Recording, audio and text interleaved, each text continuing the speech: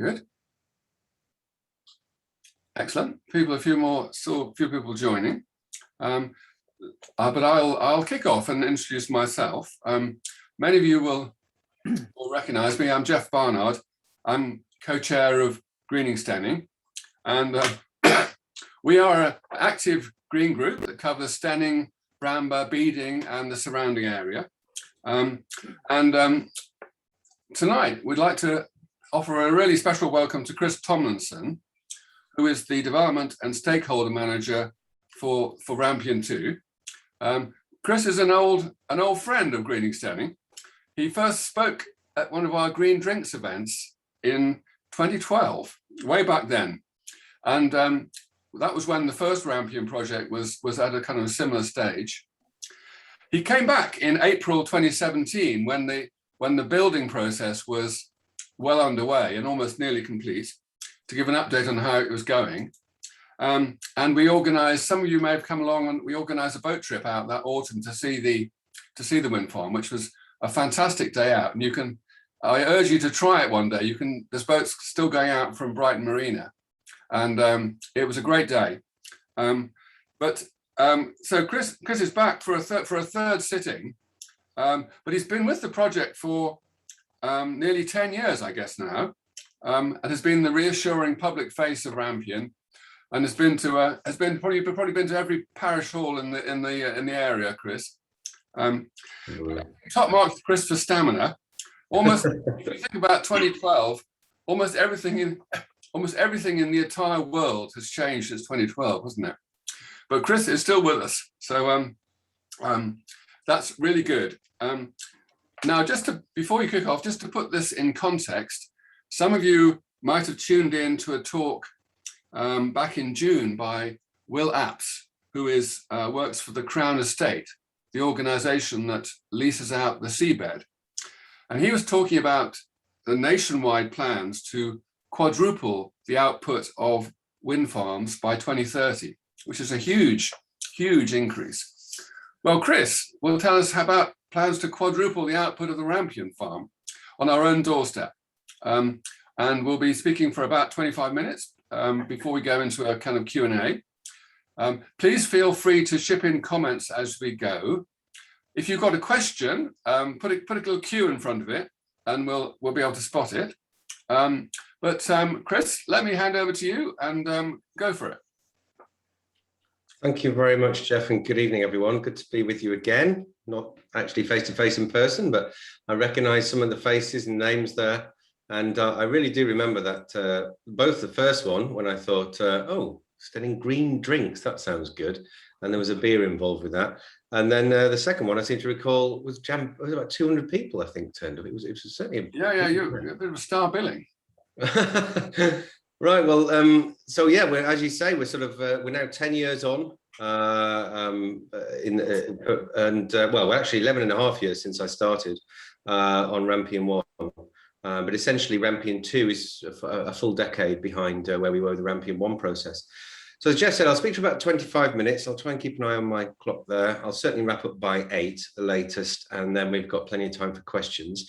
I'll give you a brief overview of the consultation, where you can expect them to find the materials, what you can find, why we're doing this. It might seem hot on the heels, of course, of Rampion 1, what the benefits of the project are, and then I'll introduce you to the draft offshore proposals and then the draft onshore proposals for a quick look at the indicative timeline for the project.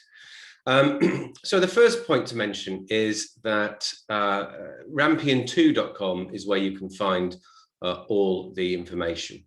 And on the right-hand side there, you can see the front page of the website and these 6 consultation buttons. We are in the formal public consultation of Rampion 2 at the moment. Some of you might have been aware of it in January, February, when we held a sort of voluntary first informal consultation period for 4 weeks, and we had a virtual village hall. I hope some of you managed to see that, but this has been much more actively and widely promoted and advertised. So there's been posters up on the coast and billboards and stations and flyers out along the coast and along the cable route and radio adverts and press and media and whatnot. So hopefully, as far as you can reach everyone, we're trying to reach everyone, although you can never achieve perfection, of course. But we've been running this now since the 14th of July. We had approval from local authorities to hold a 6-week consultation, but we decided to extend that to 9 weeks because, of course, it was falling over the school holidays. So it's running for another 9 days till the 16th of September. The key message today is we really would value your feedback. The formal public consultation is the time to get your comments in. It can be to support the project for whatever reason, what you like about it. It can be objecting to the project, whatever you don't like about it, any issues or concerns you might have. It's all valid, it's all valuable to us, and it helps us improve the project going forward. So the consultation materials then. These 6 tabs here, and we're on Zoom, so I guess you can see my cursor. So on the website, you'll see consultation proposals there. Now that's a series of maps and charts and fact sheets, so bite-sized chunks, but also a series of videos, because we found with the informal consultation that everyone seems to like videos these days, whether people have got a slightly shorter attention span than they did a few years ago, or whether people are just more used to using devices now. Whatever it is, we know that people like videos. So we have 12 construction videos where you can see everything from the foundation and turbine installation right through to the offshore and onshore cable route and up to the onshore substation near Bolney and Twynham from Rampion 1. There's a dozen videos there, and the reason they're on there is because largely the same methodologies will be used for Rampion 2 should it go ahead into construction. There's also a video of a colleague of mine introducing the visualizations and how the tools we use to produce the visualization, so you can see what Rampion 1 and 2 could look like from wherever you live or a neighborhood close to yourselves. We've also got a flyover the proposed cable route, but a flyover using satellite imagery of the original Rampion cable route to just demonstrate quite clearly how well it has been restored. I'll show you a clip of that later, actually, if we have time. If you want to delve into more of the detail, you click the Detailed Documents tab at the bottom right-hand side there, and that's where you can find the Preliminary Environmental Information Report. Because it's a tongue twister, from now on, I will call it the PEER. And that's essentially the new name for what used to be called the Draft Environmental Statement. So if you want to look at the PEER, there's 29 chapters. Some of those chapters are hundreds of pages long, but obviously you're not going to read it all. But say there was a specific issue that you particularly care about, maybe it's wildlife, nature, habitat, maybe it's marine ecology or fish and shellfish or visual impact, whatever it might be, there will be a chapter there dedicated to your area of interest. So have a look at that if you've got a particular keen interest in a particular subject. There is a non-technical summary of the PEER, which if you click environmental assessment, there's a 90-page summary. And again, that's with chapter headings, so you can quickly find your area of interest, see what the impacts are likely to be on that issue and what our proposed mitigation solutions to reduce or avoid those impacts would be. We have already held a series of consultation events virtually, and we've attended some virtual community meetings. We've had 2 virtual public forums and some dedicated events for parish councillors. So I'm afraid those are used up, but we're on tonight, so it will be the similar presentation. But the most important tab on this website is Have Your Say, because that is what this is all about. Please do let us have your feedback by the 16th in writing, and it doesn't have to be a long, a long response, but the more feedback we get, the better. Right. In particular, then, what we'd like to hear about, if you have the time, would be what do you think of our initial assessment of the on and offshore environmental, community and economic impact and our proposed mitigation measures to reduce or avoid those impacts? What do you think about our early thinking on how we're going to build Rampion 2 and our proposed mitigation measures to reduce impacts on communities? And then finally, there is still some optionality. As you'll see in a moment, we've got a large area of search for the offshore wind farm, which will be refined down, I'm sure. It's already been refined down since the first consultation in January, February. So we're trying to find out, what are the particular sensitive areas of the sea, the seabed, issues that you think we should be concerned about, and that might impact on how we refine the offshore area of search for the wind farm. Also onshore, there's 2 cable route options still available at Warning Camp. There was a number of options for the first consultation, but we've managed, due to the feedback, to refine that down to single options most of the way through the route. But there are still 2 options available at Warning Camp, Lyminster Crossbush area, if you're familiar with that. And there are still 2 options we're looking at for the onshore substation up near Bolney and Twynham. Now, this is greening Stenning. So I probably don't need to labor this slide why we're doing it, but the fires are burning everywhere in the world, including Siberia. We're getting ever more intensive and frequent floods. And the climate scientists are saying at the UN IPCC are basically saying we've got until the end of this decade to stay below 1.5 degrees above pre-industrial levels, otherwise irreversible catastrophic impacts of climate change. We're already getting too close to that, to be honest, and we've got so much to do. It's quite terrifying. Now, in terms of the UK government's part, they have declared a climate emergency. They have set a target under the Paris Climate Agreement for a 68% reduction in greenhouse gas emissions by the end of this decade, when compared to 1990 levels. And a major component to delivering that target is the target that Will Apps was talking to you about, as Jeff just indicated, to quadruple offshore wind in the UK, or around the UK, by the end of this decade. And that's compared to 2020. So we had 10 gigawatts in 2020. We need to get 40 gigawatts by 2030. But there's lots of other reasons too. We've got 5% of coal still left on the system generating electricity. That will be phased out in the next just 2 to 3 years. And then we have the future, hydrogen future. I was just on a meeting earlier on today, and a lady was talking about the hydrogen in the Brighton area. So it's fantastic, and it will be used to power shipping, HGVs, aviation, steel production, as I'm sure some of you eagle-eyed might have heard on the news. Was it this morning or yesterday up in Cumbria, my home county? So that's worrying times. But also heat pumps, electricity needed for heat pumps, as well as generating hydrogen, and to charge all these electric vehicles up. Now we're moving towards the electric vehicle revolution. So they're all only truly clean and green solutions if the electricity needed it comes from renewables. But the good news is offshore wind is the proven technology. It's the most advanced renewable technology we have. It's leading the way, and we can build it at a large scale. The costs have halved in just the last 2 to 3 years. And also the technology is advanced such that a modern turbine is 3 times as powerful as the ones we've already got at Rampion. So that's a major change. Now, you might say, yeah, Chris, that's all very well, but what about Rampion 2? Why here off the Sussex coast again? The reason for that is, we've got to do our bit. We're a huge demand centre for electricity. We're a massive population centre down here in the south of England. And yet there is only one operating wind farm, which is Rampion. And there's only one in the offing, which is Rampion 2. So by 2030, the most offshore wind you're going to have off the south coast of the UK is Rampion 1 and 2. You can't go further west, because you've got the Solent, then you've got the Jurassic coastline, then you've got deep waters off Devon and Cornwall, and you've got a very less robust grid network there, because the population density isn't there, and therefore the energy demand isn't there. As you go further east from Rampion, you're looking at the narrowing Dover Straits and much more congested shipping area. The majority of wind farms are already in the North Sea, the vast majority in the North Sea. The majority of what's still to come is going to be in the North Sea, and we are seeking to develop another few wind farms also in the North Sea.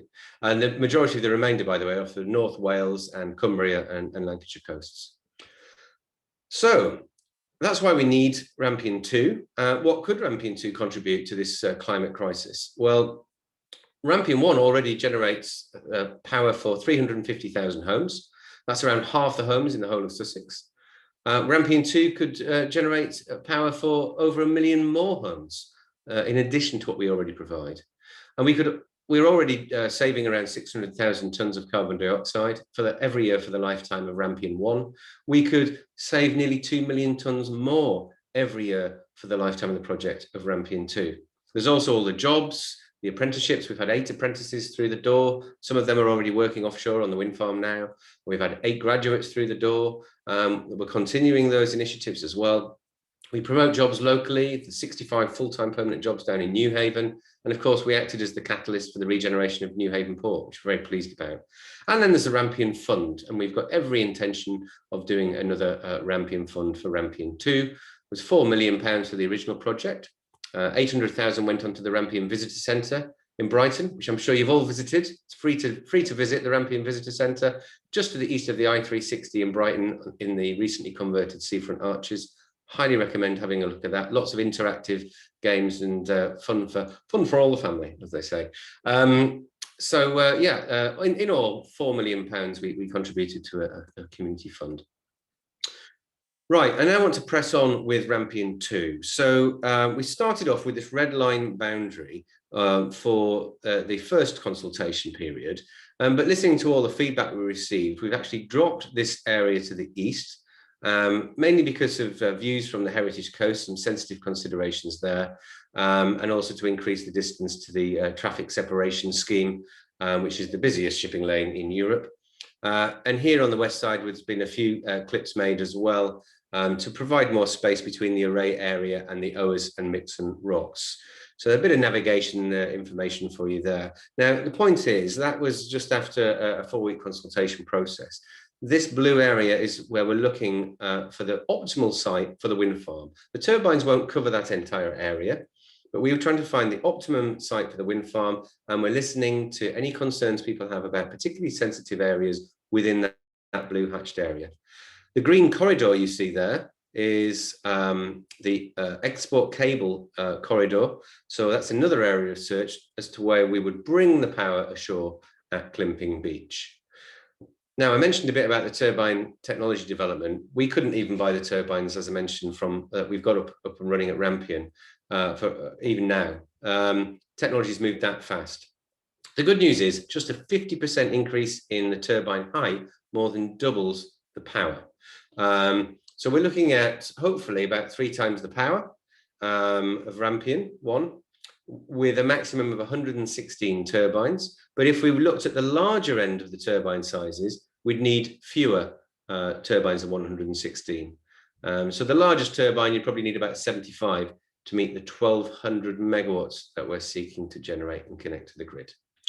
The range of the turbine heights are from 210 meters, the smallest ones we're considering. That's about 1.5 times the size of the existing Rampion turbines, up to a maximum of 325 meters. That's about 2.3 times the height of the existing Rampion turbines. Now, in truth, it's probably going to be somewhere between that range. We'll have to factor in the consultation feedback, eventually our borehole surveys, where we drill into the seabed and extract material, take it to the lab and analyze it, so we can understand what is the right kind of turbines for this site. And of course, we'll have to see what the market is doing when we get to the point of ordering turbines, which won't be until about 2025. So it will be somewhere within that range between 210 and 325 turbines. Same minimum distance from shore as Rampion, which is 8 miles, and going a bit further out offshore, as you can see, beyond the Rampion scheme there. Now, in terms of those people who are concerned about visual impact, which is totally fair enough, because not everyone likes the look of wind turbines. Most people do, but some people would rather they weren't on the horizon of the sea. And beauty is in the eye of the beholder, so that's to be respected. But nevertheless, you know, most people we speak to now are very, very supportive of Rampion. We did a survey, actually. We conducted commissioned someone to conduct a survey in 2010. It showed 80% of people supported the idea of a Rampion wind farm back in 2010. But then in 2019, when we redid it, having been operating for 18 months, and that's actually increased to 85% supporting the wind farm, only 4% negative towards it. So I think most people are seeing the bigger picture now that, okay, even if I don't like the look of these things, at the end of the day, we've got to get on with this, and this is the most advanced technology that we have. So we do provide these visuals, these visualizations to show you, give you an indication of what it might look like from 62 different viewpoints here. I'm sure you'll recognize some of those. Particularly in your neck of the woods. We have to assess the worst possible case. So this isn't, again, very realistic for what we built, but if you assess the worst possible case, i.e. the 75 tallest turbines on the widest spread from east to west, closest to shore, then if that did get consented, whatever we build will be no worse than that. In reality, it'll be a lot less than that. And I've just got a couple of slides to show you. In fact, I've just remembered I've missed off the Worthing one I was going to include as well. Apologies for that. But this is just to give you an idea from Brighton. You can see all these at rampion2.com, and that will give you guidance on how you should view this, because depending on the device you're using and how far you're sitting away from the device, you know, you've got to follow the guidance to get a better indication, a better reflection of what it might look like and how large the turbines might be. So at the top here, you've got a wireframe. This shows you the existing Rampion wind turbines in black here at 140 meters to tip.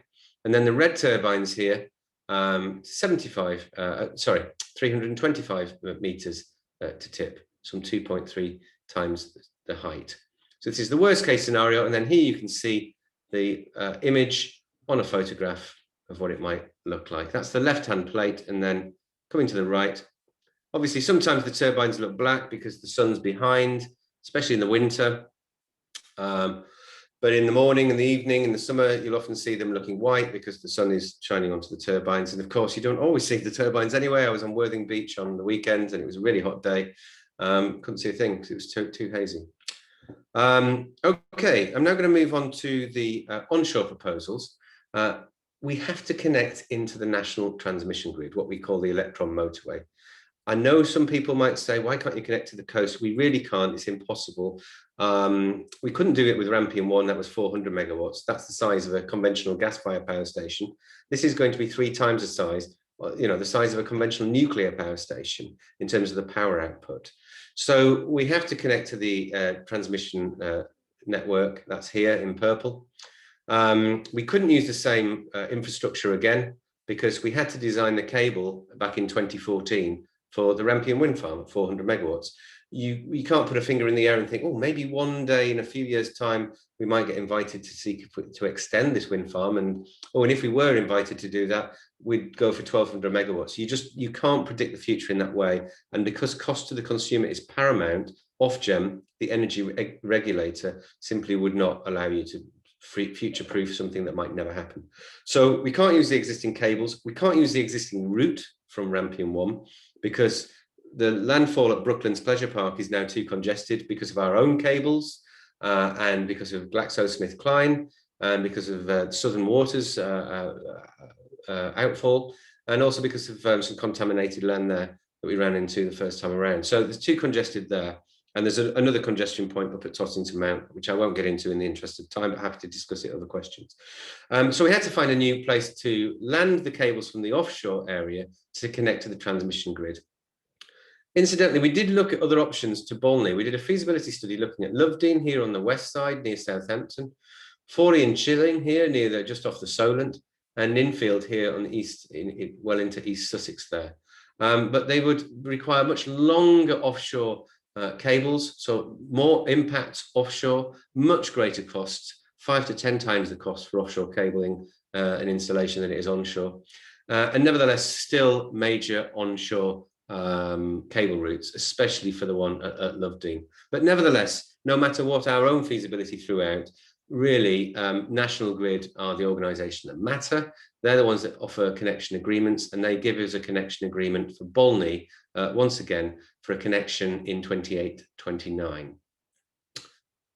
So we looked at a scoping area, this boundary here within the pink for the first part of the consultation, and we looked at some various options along the route. And then bear in mind all the feedback we've received, we've been able to try and find the least impact option where options were available. But we're now consulting, again, this is all about a consultation, we're consulting on this route. And the pink areas, by the way, are horizontal directional drills. So the people that remember the presentations from the past will remember that we can keep trains and traffic moving, reduce impacts to the beach and to the river by drilling underneath them. So for relatively short distances, you can do that, and we'll be doing that again. We've also committed to drilling underneath a local wildlife site and a recreation ground at Washington to reduce impacts there on the community and the environment.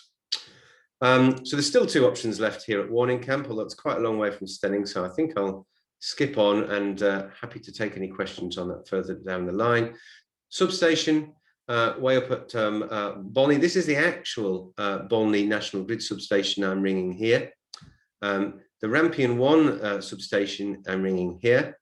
This substation will need to be bigger, but also we need areas for construction laydown, for mitigation planting and bunding and so on. So we do explore a larger site that is actually required for the permanent substation equipment, because during construction you need the space. So we actually started off with 7 or 8 different search areas within 5 kilometres of the National Grid substation. Most of them were too small or were subject to flood risk. and we ended up with 3, which we formally consulted on in January, February.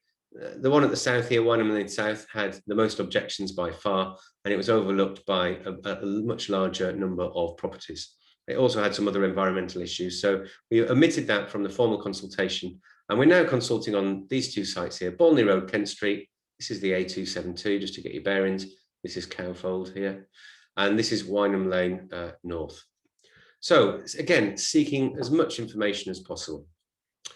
This is just to give those people who weren't at the previous presentations several years ago what a drill is. Essentially, we use it to cross major features, as I mentioned, such as railways, roads, and the river and the beach. And it means we don't have to disturb the ground. So we can protect the environment and protect the community.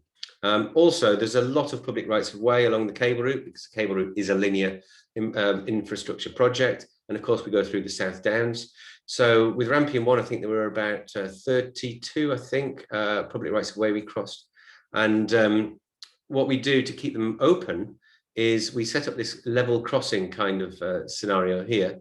So this is the cable route working width, and this is obviously the construction vehicles. The public right of way remains open at all times, except when the vehicle needs to pass through, and then they'll close the gates to the public right of way, move the vehicle through, and then put it back again. It's just like a level crossing with a car and a train.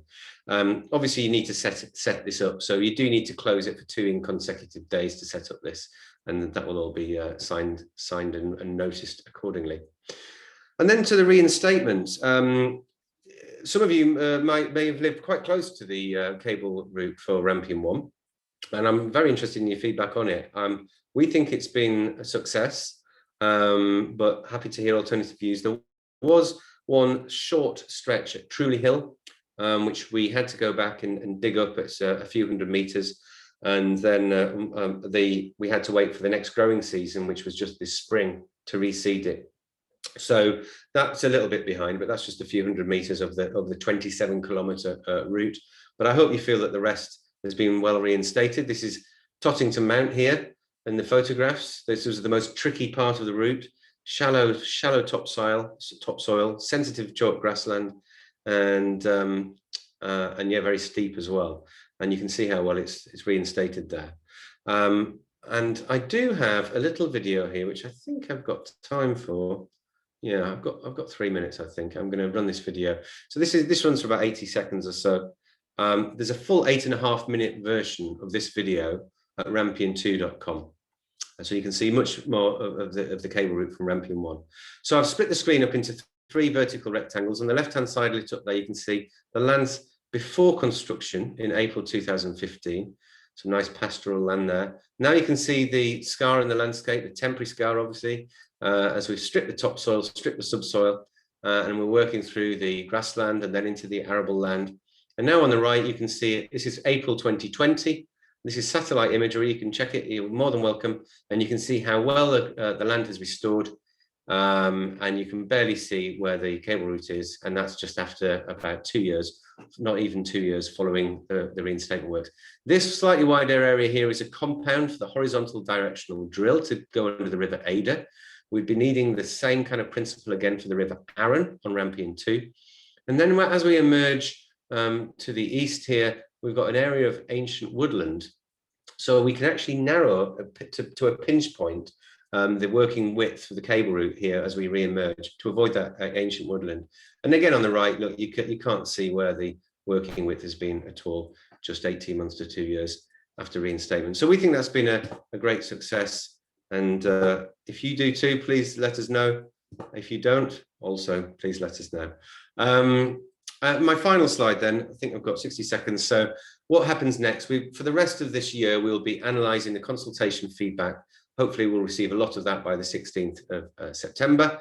We'll look at common themes that are emerging, and then what we'll try and make changes to improve the project, to refine the offshore search area, to sort out that best cable route option and the least impactful substation option, but also any other mitigation solutions that you've got ideas for during the construction process. Do let us know.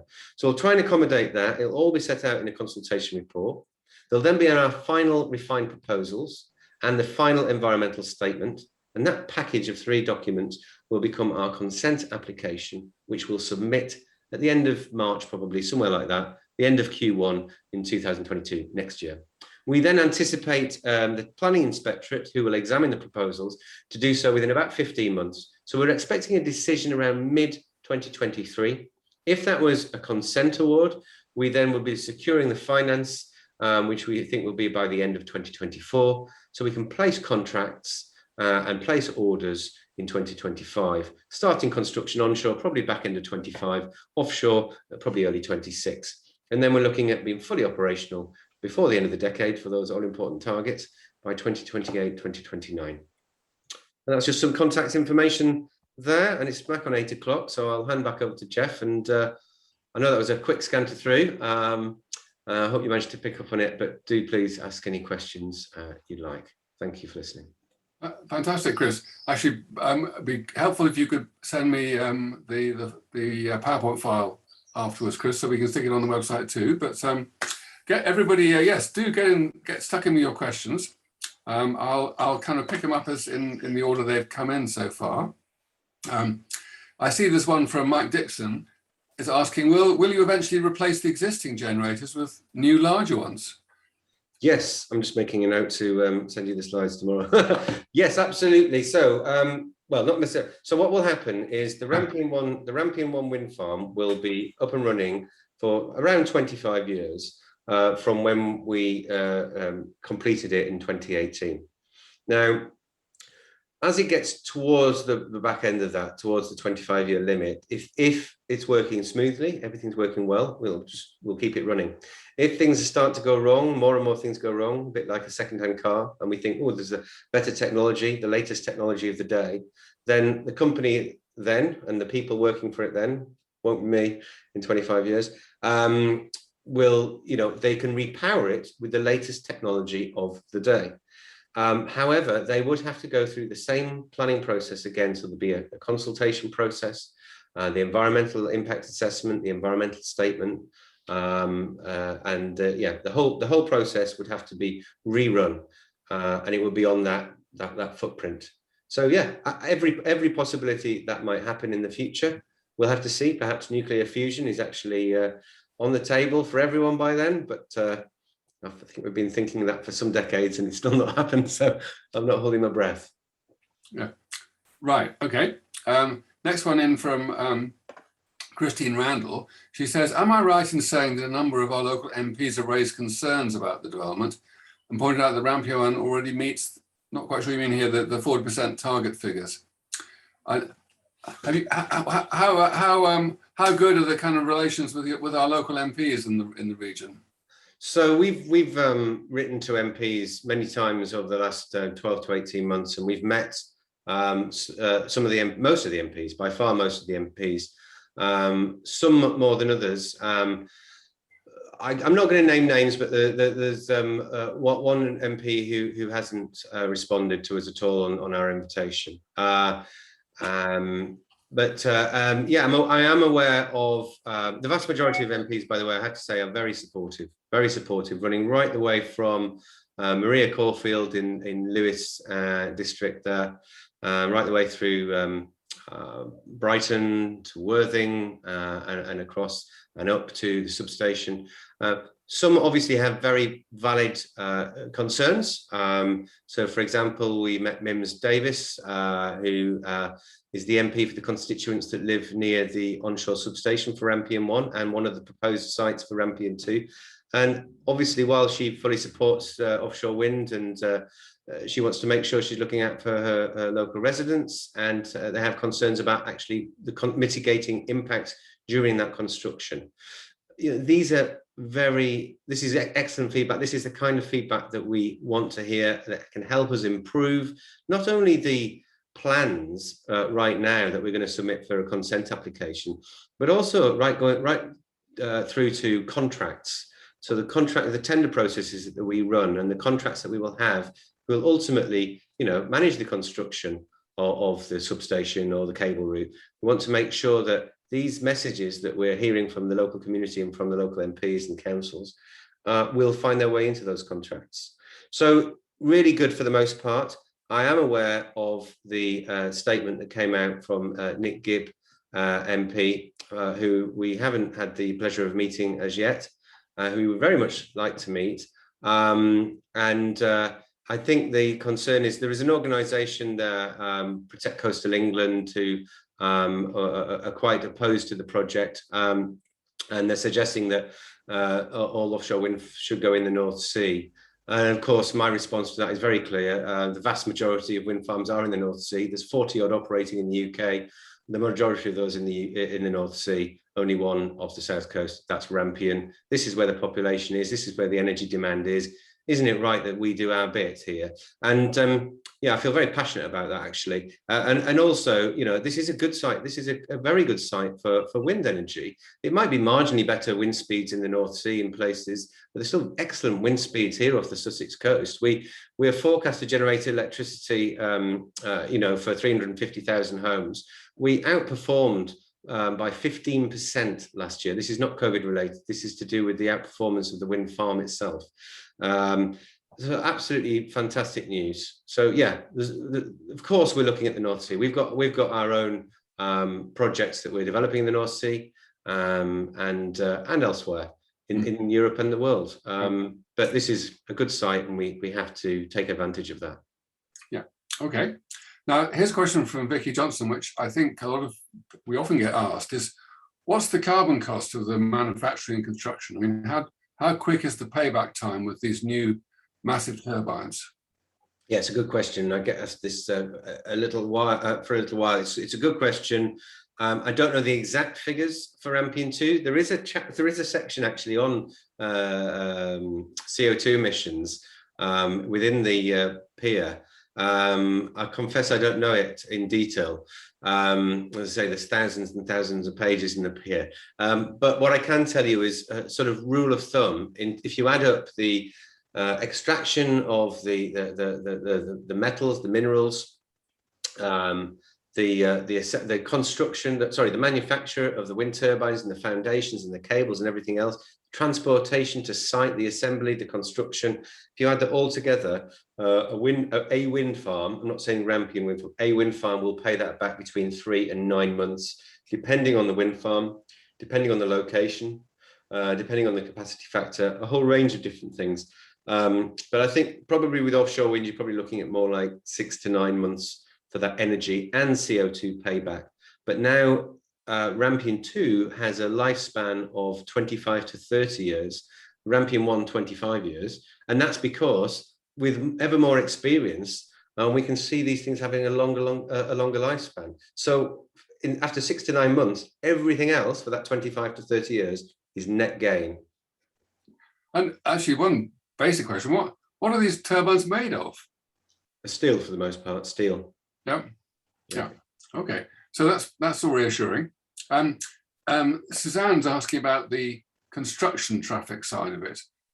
Will you be able to ensure that traffic sticks on the main routes and doesn't come lumbering through villages? Excellent question. And yeah, so I've obviously had to sort of scamper through the presentation. One thing I didn't mention is that on the cable route itself, you have a working width. So you strip the topsoil, store that neatly on the side of the cable working width. You strip the subsoil, store that neatly again. And then you have a haul road. This is just an informal road that the construction vehicles can drive up and down. So you have usually a sort of a section of a cable route, might be 1 kilometre, might be 3 kilometres. So then the construction traffic stays off the local highway network in that stretch of the cable route. But of course, there's no getting around it. You still need to have deliveries of the construction vehicles to start with, and then the cables and transformers to site and so on. So what we do is we put together a construction traffic management plan, and that will look at prioritizing wherever possible the main highway network. So we'll be looking at the A23, the A272. Now, once you start getting, and possibly the A24 as well, and the A27, once you start getting to sort of the nitty gritty to get into that site access point, you know, we've obviously got to work with landowners, secure their agreements. In terms of where the site accesses are located, we have to take into account technical issues. We have to take into account lots of environmental and community issues. So that might dictate or certainly influence strongly that last bit of the construction route in. But the other thing I'd like to mention, sorry, is that the cable route is built in sort of phases as well, not just stretches, but actually timed phases. So that first bit about site setup, topsoil, subsoil strip, putting the fence up and so on, that's one section. Now, then you might not see any traffic whatsoever on that section for a few months. And then they might come and then dig the trench, lay the ducting, backfill the trench. And then they'll disappear again for possibly a few months. Then they'll come back and do all the restoration works. So it's short, sharp shocks, if you like, in certain stretches of the cable route, and keeping the construction traffic as far as possible on the A roads, the major trunk roads, and also on the working width itself. Yeah. Okay. You've obviously thought this through. From Pete West, what's the National Park say about all of this? I'm sure they're keenly interested. That's a very good question. Again, lots of good questions tonight.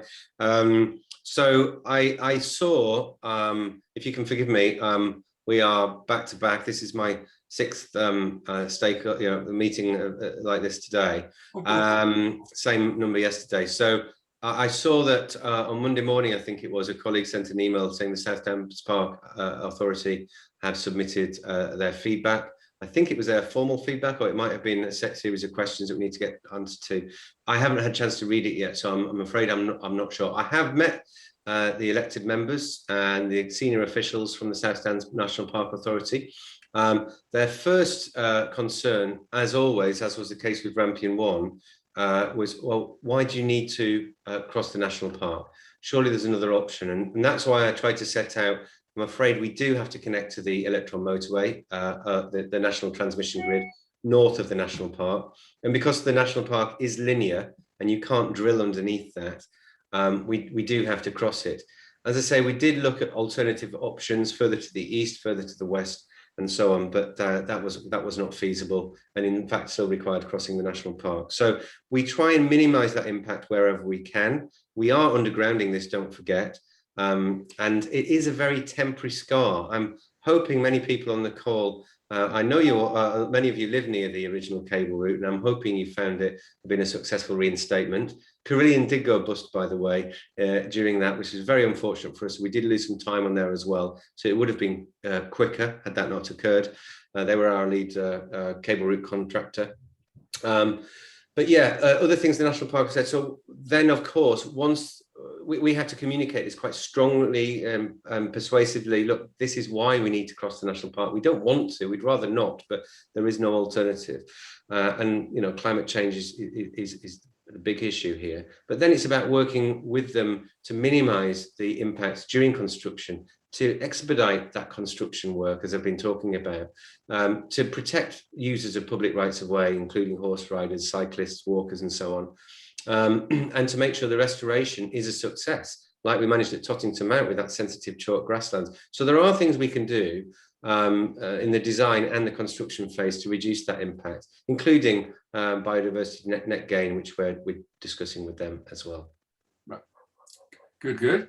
I mean, on the sort of wildlife side, Pauline Corey's got a question which I'm sure you get asked a lot, is about the impact on birds. And this was something talking with Will Apps. They were doing a lot of research on the impact on birds and also on fish and sort of marine species. But he wouldn't be drawn on what's the bottom line on this? I mean, what do we know from Rampion 1 about the impact on birds, and what's it saying in the plans for Rampion 2? Yeah, another good one. So let me start off by saying there is a chapter on birds in the pier. There's also a chapter on fish, ecology, and marine mammals. And of course, we have to carry out 2 years' worth of bird survey data, which we then share with the statutory authorities, as well as the likes of RSPB. And they review that, and then they give us their feedback and potential recommendations.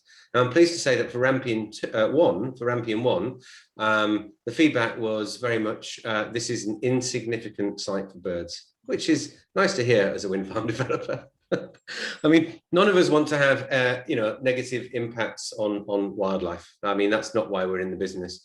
I can't tell you at this point in time what the response to Rampion 2 surveys will be. Part of me thinks, well, a large part of the surveyed area is the same as what we surveyed for Rampion 1, so that's encouraging. But there is that western arm, if you recall, I showed you on the offshore area of search. There is a western arm there.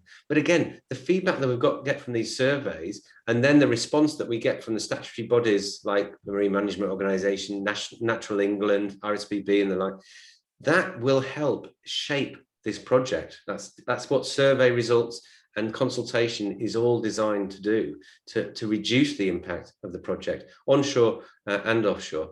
I just want to say one thing more about birds, though, because while it wasn't a significant impact for birds, and I hope it won't be again, the birds issue is still a bit of a legacy issue. I get asked a question about birds at nearly every meeting I do, and I've been when we started this in the early when I started working in the early noughties, 2002. It was still relatively fresh in the minds of people. There was a large anti-wind lobby nationally and internationally, and unfortunately, in the late 80s, or perhaps the very early 90s, I think it was late 80s, there was a massive wind farm built in southern Spain and a massive wind farm built in California, both with very much shorter turbines, densely packed together, fast spinning blades, and they built them on bird migratory routes. So you can imagine the impact that had. There were casualties, significant casualties. Unfortunately, with 30 odd years on, we're still living in the legacy of that. Whereas, of course, we don't build wind farms in bird migratory routes. They're much taller, they're spaced out. The ones in Rampion are spaced out 500 or 600 meters, the rows of turbines. Rampion 2 will be more like a kilometer plus. And birds don't have a habit of if there's two obstructions there, a kilometre apart, they're going to take the easy way. I'm not saying it's an issue to be trivialised, but sometimes it does get a bit more sort of coverage than I think it possibly warrants, particularly as we do have to produce this survey data and have to take account of the feedback we receive from the authorities. Yeah, I hope that's fair. So that's reassuring. And tell us how speaking of the marine impacts, how does this area you'll be developing sit in relation to the area where the big kelp project is going ahead? Is that how they're going to relate? That's yeah, great. And again, I've just come off another meeting a couple of hours ago, and the Brighton the sustainability group, and there was a speaker on this event from the kelp project. Yeah, no, we're talking to them. I actually have a colleague, Aisha Demira, who's our offshore environmental specialist, who is in direct liaison with Sussex Wildlife Trust and others involved in that project. And she sits on I think she sits on the project group, actually. Now, the offshore wind farm search area that you see, the blue hatched area, where we're looking at putting the turbines, that avoids the area proposed for the kelp forest. But the cable route, the cable corridor, will probably go through the kelp forest restoration area. And the good news is, though, well, first of all, we're not sure whether the kelp will be restored by the time we get to installing our offshore cables, which will be in 2027. Sorry, 27. But even if they are, the good news is that kelp restores very, very quickly. And this is we have a very, very temporary impact. So we go through and trench or jet or plough a very narrow trench, bury the cable and backfill it all in one go. This all happens very quickly, and you do hundreds of meters a day with these underwater remote operating vehicles. Some good footage in the visitor centre, actually, you can have a look at when you go there. But nevertheless, of course, we do disturb the seabed surface. Now, there has been benthic environmental surveys done, and there is a benthic chapter in the pier as well. And we are in this direct liaison with the kelp forest restoration project. I can't promise there'll be no impact. All I know from Aisha and from the project is the impact will be very, very temporary and will be able to be restored again. So I hope what will happen is the bigger picture will be, you know, right, this wind farm is going to do so much for climate change. The temporary impact on the kelp is very localized, you know, very localized indeed, very short-lived, and it will recover. Sorry, a bit rambly, that answer. Apologies for that. I mean, that's encouraging. It sounds a bit like the story with solar farms, that, you know, actually these can be good for wildlife in the long term. That's a good news story. What about? Can I just ask about what do local fishermen say about this? Are you kind of are you building in a big fishing ground for them, or are they fishing elsewhere anyway? So I'm just smiling because I've had two fishing working group meetings today as well. Yeah, the full gamut. Right, come on, guys, we've got to come up with a totally original question. He's never been no, it's good. No, it's good. I mean, I hope it demonstrates how much we're consulting, and the benefits of virtual. The one benefit of virtual is we get through a lot more meetings, actually. So yeah, the fishermen. Now, the objective with Rampion 1 and Rampion 2 is to successfully coexist with commercial fishing. Now, there will be people on this call who've got different opinions on fishing. I know about the trawler ban. I know many people would like to see more bans in trawling. I know other people on the other side of the fence who think that, well, hold on a second, this is a traditional industry. It's been operating for hundreds of years and providing food, and you know, providing they do it sustainably, they back it. So, you know, I do not have a view on this, because we're an industry, we're a company essentially, and the fishermen are a business, and we want to make sure we don't negatively impact their business. It's our business to make sure we don't affect their business. So during operation, there is very limited impact. I mean, some of the fishermen are arguing that there is an impact to trawling, but we're hearing, to be honest, we're hearing different opinions from the fishermen as to whether there's more fish stocks in there. Because if you go to one of our fact sheets called Rampion Legacy on the rampion2.com, fact sheet called Rampion Legacy, you'll see a series of photographs there taken from Sea Search, thank you Sea Search, from divers there, which show you the colonization of the Rampion turbine foundations in just what, 2, 3, 4 years, something like that. And then you can see, you know, what comes after the original sort of little bits of vegetation. Then you get the little mussels and whatever, and all of a sudden you have much more fish stocks in the area. We can't vouch for whether they're native fish stocks or not, but you do get, you create a reef. Structures in the sea create reef, so there's more life there. And some fishermen are telling us, oh, there's more life there, we're putting our fixed gear down there and we're getting a better catch. Others are saying, no, this is destroying us. There's a knock-on effect to fishing. Fishing is also, by the way, very complicated, because there are so many different factors at play. There might be another infrastructure project where they're digging up whatever. There might be overfishing going on somewhere else. The temperature of the sea is rising. That affects different fish stocks and habitats. So it's a very complex area. But our key objective is to happily, successfully coexist with fishermen. Operationally, generally speaking, it should be fine. The turbines are 1 kilometre apart and they can sail through them and fish through them. The difficulty is during construction, where for safety reasons, obviously, we have to close particular local areas of the wind farm while our jacket vessels are operating. But we do have cooperation agreements in place with the fishermen, and we do make associated cooperation payments to them for their cooperation. And we will every intention of doing the same thing again for Rampion 2. Right. Okay. Speaking of cooperation, can I ask, how does the conversation go with the farmers who you're kind of putting the cables under or through their land? Is that a do they get kind of compensation, or is there a compulsory purchase thing going on? How does that work? Yeah, that's a very good question as well. These have been the most insightful questions I think I've had in about 50 or 60 meetings, I think. So the farmers and the landowners, of course, because the farmers sometimes are tenants, sometimes are landowners, but then the landowners will have farmers on their land as well. Now, I think we've held our hands up a bit here. We didn't. It was partly due to COVID at the time, partly no excuse. I don't think we engaged early enough, or certainly didn't get outdoors on site early enough with some of the landowners, which I'm very disappointed about. we're repairing that damage. We're repairing those relationships. We do have now some very good established relationships with landowners. I would suggest it's just maybe a few months behind where we'd like to have been. I met a couple of landowners last week. So obviously a hugely important stakeholder for the project. Again, what we talk to landowners about is we explain the justification for why we're looking at their land, and we're trying to avoid environmentally sensitive areas.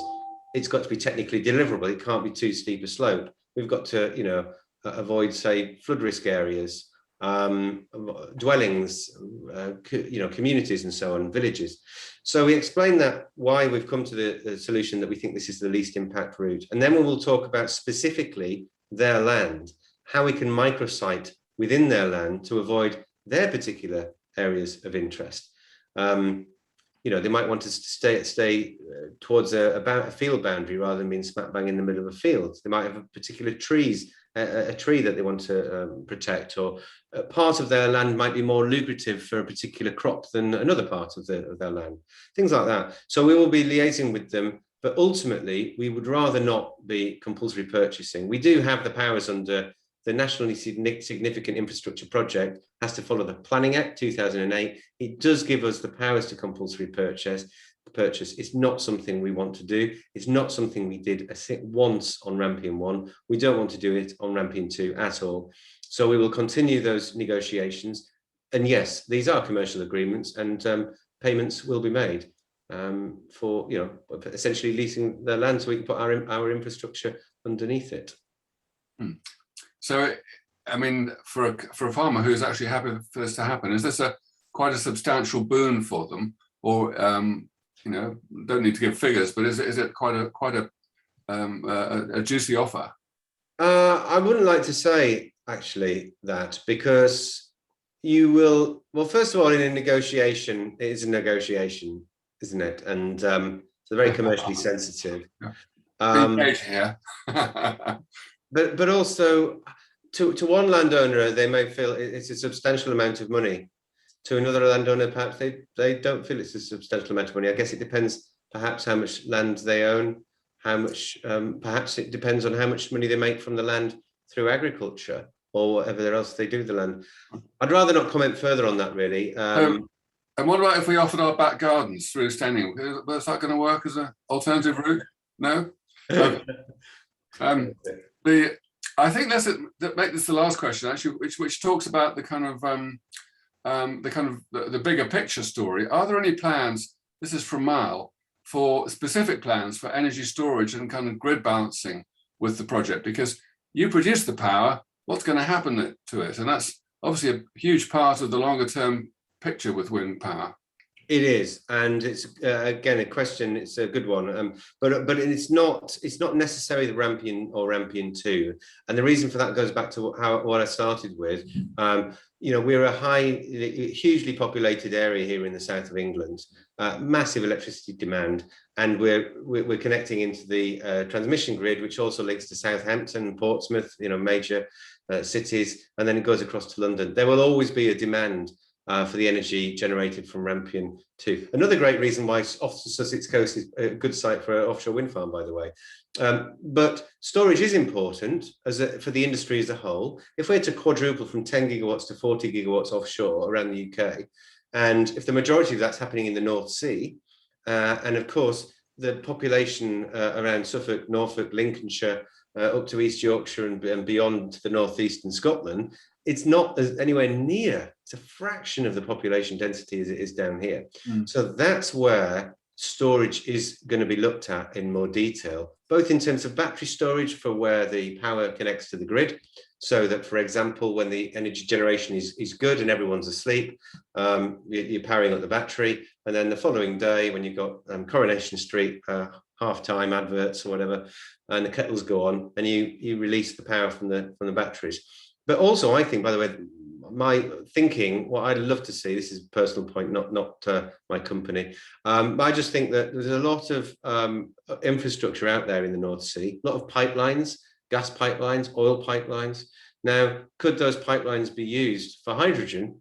And if so, if a lot of the massive offshore wind farms are going 50 miles, 100 miles off the east coast in the North Sea, then could there be plants there to manufacture the hydrogen using the electricity offshore and then pipe the hydrogen back in? Just a thought. Well, how interesting. It's all to play for, but that's a really comprehensive and frank kind of exposition of the project, Chris. I really appreciate that, and I think we all do. We will. I don't know what you'll be doing by this, but we'll make a point of inviting you back in 10 years for a retrospective. Retirement party for me. What, sorry? Retirement party for me. We'll count us in, and let's hope. Let's think in 10 years' time. Let's hope that we're well on the way to becoming a net zero country by then. Certainly, if this goes ahead, Sussex will be net zero. That way. But for the audience, I really urge you to fill in the consultation, even if perhaps even especially if you have some doubts and concerns. There is, as Chris mentioned, a bit of a campaign brewing to try and block the scheme. So I would suspect Chris would appreciate all the feedback he can get. I saw in the comments from Peter a little note, very encouraging here. I live close to a number of stretches of land where the cabling was routed. I've been very impressed with the quality of reinstatement and the attention to detail. So you have got some local sort of witnesses around here to actually how it can be done really well. So Chris, thank you so much for taking the time. I hadn't realised it was your 6th meeting of the day. I hope I still seem fresh. I was fresh because it's a reading selling group. I'm sorry there's no pint of beer associated with it tonight, but next time we will make sure we do. Now, just a few things looking ahead. Our next event is at Wiston House on the 17th of September, which should be really interesting. It's all about COP26 and the role that Wilton Park has played in the run-up to that. The bad news, however, it's sold out. So if you haven't signed up yet, there is a waiting list for that. So there may be a few places available for the waiting list. On Saturday, the 18th, the day after, there's something which you can definitely get into, which is our second Repair Cafe event, which is at Beeding Village Hall from 2 to 4. This was a huge success last month when we first did it, and a really feel-good factor event. So bring your Duff toasters and bring your blunt shears, and we'll see whether we can fix them for you. And those of you who are not on the mailing list for Greening Staining, you can sign up on the website and find out what's happening. And if any of you out there are not yet involved in an action group, but would have been attempted to sort of get involved and help us get things moving, if you go to the Contact Us page on the website, there is a button saying join an action group, and we can take your details and we'll get back to you. We're trying to broaden the volunteer pool. We've already got a really good group, but we can do more if we have more of you. And I've just got to go and find the link. I've got one more link to share. Here we go. I'll put it in the chat box. We've just launched a latest video from the this one is about how you can turn your home into a zero carbon home through a combination of different measures, including insulation, solar panels, a heat pump, and switching electricity suppliers. So take a look at that after the talk. It's just a short video, and it's basically urging us all to go the extra step and actually get down to zero carbon, which with those steps we can. So on that note, thanks again, Chris. Thanks everybody for coming along. And we look forward to seeing some more wind turbines rotating in front of on the horizon in a few years' time. Thanks, everyone.